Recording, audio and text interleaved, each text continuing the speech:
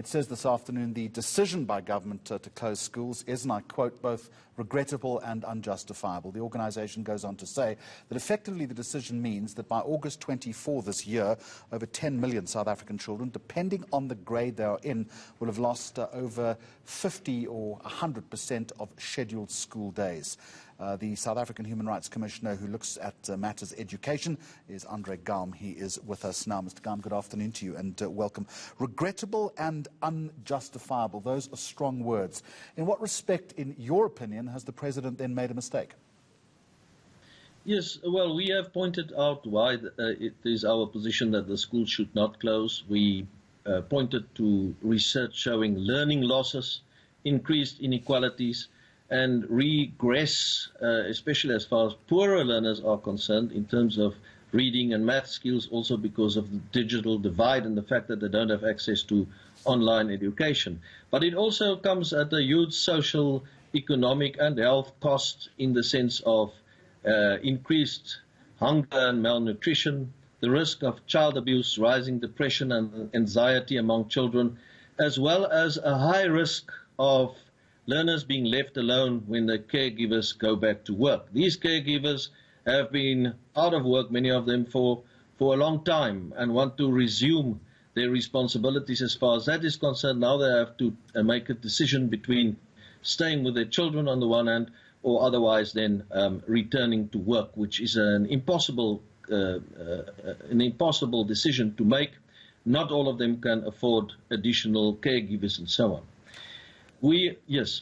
What I was going to say is that a lot of criticism is around the President caving in to the various teacher unions. Does the Commission have a view on that? Well, the Commission hasn't been a part of those decisions or part of those consultations, but it does appear that there was a bit of caving in as far as some of these unions are concerned, especially those who may have indicated that they will withhold labour from teachers in that regard. But it is of great concern that I don't think all the factors that should have been taken into account were indeed taken into account. For example, that schools can actually be much safer spaces than having children roaming around at home or in streets where there is no social distancing at home and where there is not at all masks being worn and so on. So in that sense, if we make sure that the schools comply with the safety and health provisions of the directions of the National Minister, then those can be much safer places, especially for children, than being at home. Also, one of the reasons given now is the rise in infections. But there are no indications that the infection rate wouldn't be much higher, for example, after August in September. And what if the peak arrives in different provinces at different times? And what if the peak arrives in September or October? Are we going to close the schools once again? We don't think it was the correct decision. We believe that the detrimental effects for learners for being out of school for so long is very paramount here, especially as far as reading and writing and so on is concerned. It is clear, there's clear evidence, growing evidence internationally and local evidence that if learners are not exposed to doing and practicing those skills for such long periods of time, it is extremely detrimental.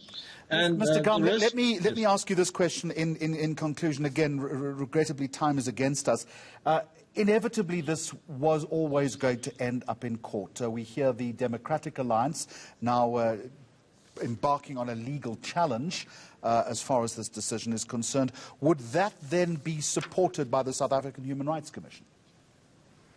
Well, we do believe that the decision that has been taken is unjustifiable, also in terms of the Constitution and the Bill of Rights. The only problem with a court application now is, when exactly are you going to get in court, even on an urgent basis.